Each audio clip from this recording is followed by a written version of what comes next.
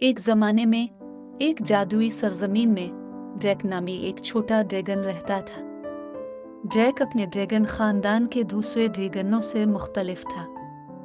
जबकि दूसरे ड्रैगन आग का सांस ले सकते थे, ड्रैक नहीं कर सकता था। उसने हैरत से देखा जब इसके बहन भाई और ड्रैगन दोस्तों ने शोले भड़काए और रोशनी और हरारत के शानदार डिस्प्ले बनाए। लेकिन जब भी इसने कोशिश की, वो सिर्फ धुएं का एक छोटा सा झोंका ही संभाल सकता था। इसने इसे ऐसा महसूस किया जैसे वो ताल्लुक नहीं रखता है।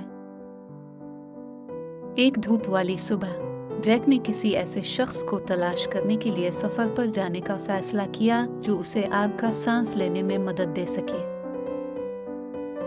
इसने चंद चीजों के साथ एक छोटा सा बैग पैक किया और अपनी मुहिम जोई पर रवाना हो गया।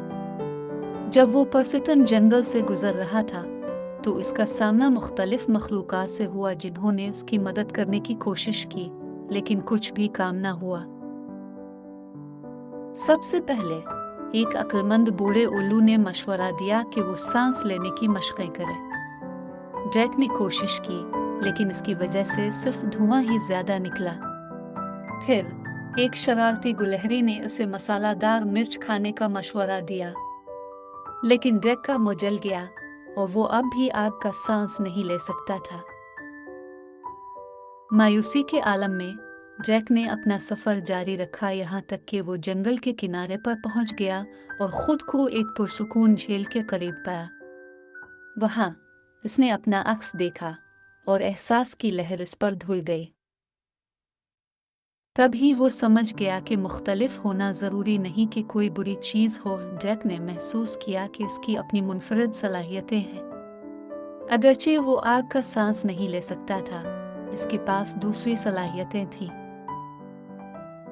वो एक बेहतरीन कहानीकार था और उसके मेहरबान दिल ने इसे इन तमाम मखलूक़ात का एक शानदार दोस्त बना दिया जिनसे वो अपने सफ़र में मिला। नए एतमाद और ख़ुद कबूलियत के साथ ड्रैक घर वापस आया।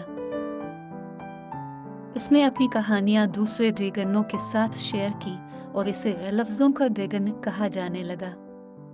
इसके अहल खाना और दोस्तों ने महसूस किया कि मुख्तलिफ होना ही ड्रैक को वाकई ख़ास बना देता है, और इस तरह इस जादुई सरजमीन ने छोटे ड्रैगन ने जो आग का सांस नहीं ले सकता था, सबको दिखाया कि खुद होना और अपनी इनफरादियत को अपनाना सबसे ज़्यादा जादुई ताकत है।